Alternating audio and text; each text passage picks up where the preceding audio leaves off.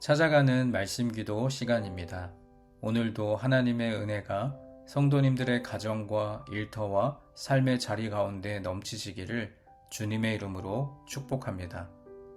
오늘 우리에게 주시는 하나님의 말씀은 잠언 3장 5절부터 12절까지 말씀입니다. 너는 마음을 다하여 여호와를 신뢰하고 내 명철을 의지하지 말라. 너는 범사의 그를 인정하라. 그리하면 내 길을 지도하시리라. 스스로 지혜롭게 여기지 말지어다. 여호와를 경외하며 악을 떠날지어다. 이것이 네 몸에 양약이 되어 네 골수를 윤택하게 하리라. 내 재물과 내 소산물의 처음 익은 열매로 여호와를 공경하라. 그리하면 내 창고가 가득히 차고 내 포도즙 틀에 새 포도즙이 넘치리라. 내 아들아, 여호와의 징계를 경히 여기지 말라. 그 꾸지람을 싫어하지 말라. 대저 여호와께서 그 사랑하시는 자를 징계하시기를 마치 아비가 그 기뻐하는 아들을 징계함 같이 하시느니라. 아멘. 감추어져 있는 것은 때가 되면 반드시 드러나게 되어 있습니다. 야망이 있는 사람은 다른 사람들 앞에서는 겸손히 행한다 하더라도 그 숨겨진 야망의 발톱은 결정적인 순간에 드러나게 될 것입니다. 자신의 야망과 오만함은 결코 숨길 수 없기 때문입니다. 또 어떤 사람을 생각하고 또 마음에 사랑하는 마음을 품은 사람이라면 그 짝사랑의 감정도 결국 시간이 지나 드러나게 됩니다. 지금은 비록 용기가 없고 또 여건이 마땅치 못해 드러내지 못하지만 때가 되면 분명히 드러날 것입니다.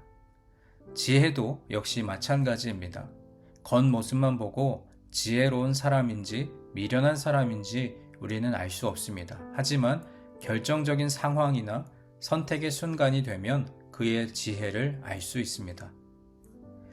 잠언이 말하고 있는 지혜의 동의어는 훈계와 명철입니다. 하나님께서 훈계를 통해서 사람들을 지혜롭게 하시고 분별력 있는 명철을 가지게 하셨습니다.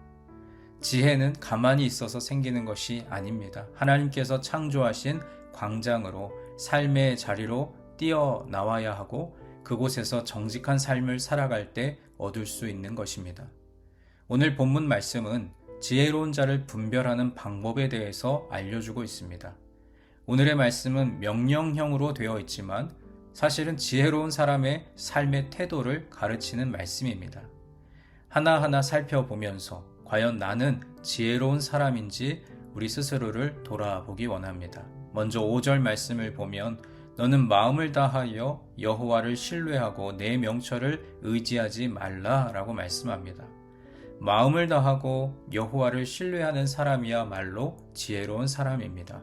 물질을 의지하거나 또 사람을 의지하면 물질을 잃어버리고 또 그 친구에게 배신을 당할 때 세상 전부를 잃은 것 같은 절망과 상실감에 빠집니다. 그런데 여호와 한 분만을 오로지 신뢰하고 의지하는 사람은 사람에게 배신을 당하거나 물질의 손해가 있더라도 크게 흔들리지 않습니다. 왜냐하면 하나님을 전적으로 신뢰하고 있기 때문입니다. 우리가 신뢰하고 있는 대상이 하나님이시며 그분이 창조의 주인이시며 세상 모든 만물을 지금도 다스리시고 주관하시고 또 통치하시는 아버지라는 사실입니다. 그러므로 그분은 우리가 손해본 물질을 회복시킬 능력도 가지고 계십니다. 또 배신당한 인간관계도 원상복귀시키실 수 있는 분이십니다. 그분을 신뢰하는 것이 피조물을 신뢰하는 것보다 훨씬 더 지혜로운 일입니다. 바라기는 오늘 이 아침 우리의 속마음을 살펴서 나는 과연 누구를 의지하는지, 내가 가장 신뢰하는 대상은 누구인지 생각해 보시기 바랍니다. 그 신뢰의 대상이 내가 지혜로운 사람인지 아닌지를 확증해 줄 것입니다. 이어지는 6절과 7절 말씀에 보면 너는 범사의 그를 인정하라. 그리하면 내 길을 지도하시리라. 스스로 지혜롭게 여기지 말지어다. 여호와를 경외하며 악을 떠날지어다 라고 말씀합니다. 여기서 범사라고 하는 말은 모든 일을 의미합니다. 우리가 일하고 있는 전문 분야에서도 하나님을 인정할 수 있어야 합니다. 예를 들어 기계를 다루는 엔지니어는 그 분야에서 최고의 전문가가 다른 사람이 아니라 하나님이심을 인정해야 합니다. 기계에 대해서는 내가 정통한 지식을 가지고 있고 내가 전문가니까 내 지혜로 해결해도 된다는 태도를 버려야 한다는 말씀입니다. 물론 세상에서는 내가 전문가이지만 이 모든 세상 만물을 창조하신 하나님 앞에서 기도하고 엎드리면 지금까지는 보지 못했던 다른 문제들을 바라볼 수 있도록 도우실 것입니다. 하나님은 지금까지 내가 가진 지식과는 비교할 수 없는 놀라운 지혜를 허락해 주실 것입니다. 우리는 내 삶에서 내가 전문가라고 생각하는 자부심을 가지고 살아가지만 그 자부심이 지나치면 결국 자만이 됩니다. 하나님은 자만하고 교만한 자를 미워하신다고 말씀하셨습니다. 어부였던 베드로는 갈릴리 호숫가에 잔뼈가 굵은 사람이었습니다. 어디에 가면 어떤 물고기가 잡히는지 누구보다 잘 알고 있던 사람입니다. 그런데 그는 목수였던 예수님의 충고를 받아들였습니다. 깊은 데로 가서 그물을 던져 고기를 잡으라고 하신 주님의 말씀에 순종했습니다. 만약 베드로가 자신이 이 분야에서는 전문가라고 생각하고 주님의 충고를 받아들이지 않았더라면 그는 예수님과의 깊은 만남도 누리지 못했을 것입니다. 순종하고 또 범사에 그분을 인정했기 때문에 베드로는 주님을 만나는 축복을 얻을 수 있었던 것입니다. 오늘 우리가 이 하루를 살아가면서 세상을 창조하신 하나님의 전문성을 인정해야 합니다. 주님을 인정하고 주님의 말씀에 순종하며 살아가면 놀라운 역사를 바라보게 될 줄 믿습니다. 또 계속해서 이어지는 9절 말씀에 내 재물과 내 소산물의 처음 익은 열매로 여호와를 공경하라고 말씀합니다. 물질의 우선순위를 하나님 앞에 가져오라는 것입니다. 하나님께서 소산물의 처음 익은 열매를 가져오라고 하시는 것을 우리가 잘 이해해야 합니다. 하나님께 물질이 없어서 가져오라고 하시는 것이 아닙니다. 하나님은 우리에게 세상의 모든 것을 주셨습니다. 건강도 주시고 일터도 주시고 또 살아갈 삶의 터전을 주셨습니다.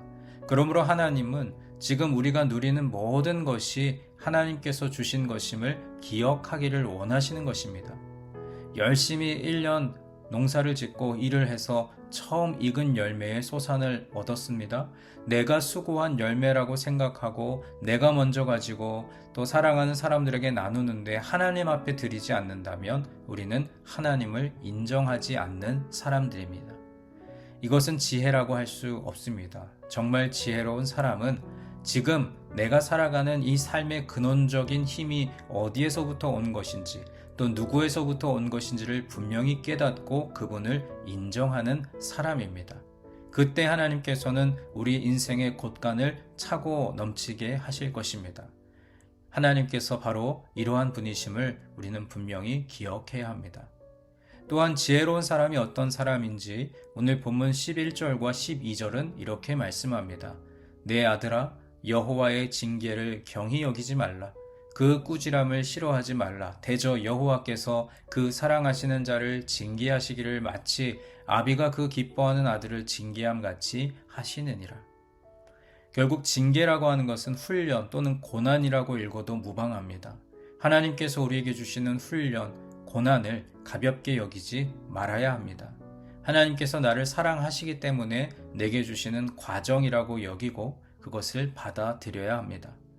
계속해서 잠언은 지혜의 동의어가 훈계라고 말씀합니다. 훈련, 훈계, 또 고난을 통과하지 않으면 결코 지혜와 명철을 얻을 수 없습니다.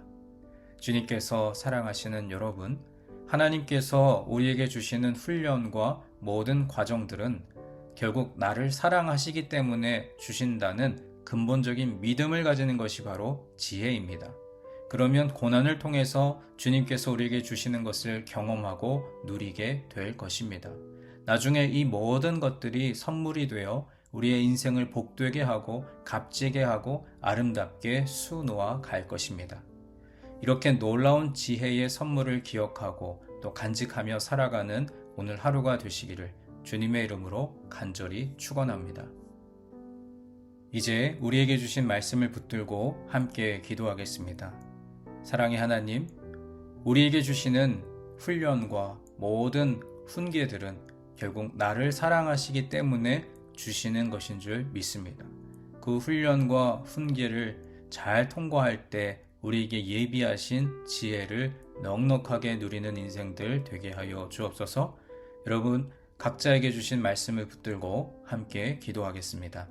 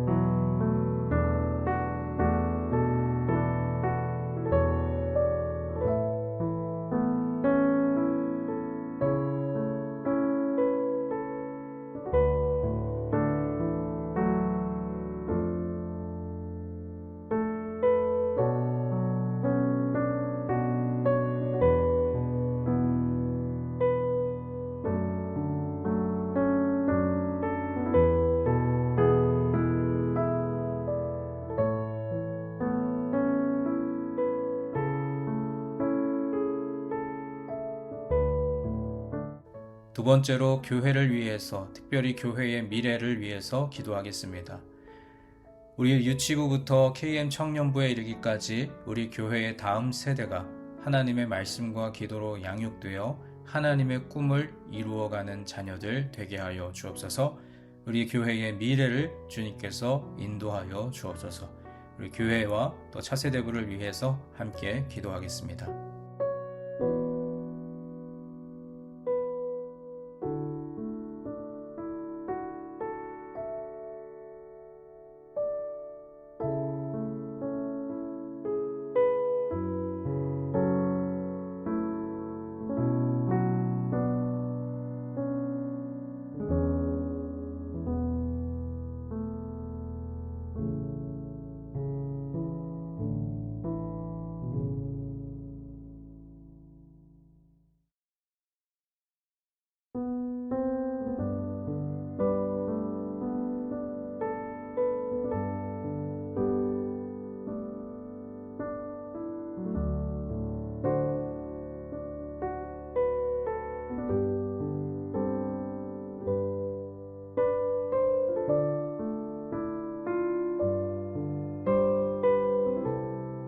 마지막 세 번째로 세상을 향하여 기도할 때 온 세계 복음화의 사명을 가지고 사역하시는 선교사님들을 위해서 기도하겠습니다. 땅끝까지 이르러 내 증인이 되라고 말씀하신 주님, 온 세계 곳곳에서 복음을 전파하며 하나님의 사랑을 증거하는 선교사님들의 사역의 현장과 또 건강과 가정을 붙들어 주옵소서. 또 여러분 각자가 가지고 계신 기도의 제목 우리 주님 앞에 아뢰며 삶의 자리로 나아가겠습니다. 기도하겠습니다.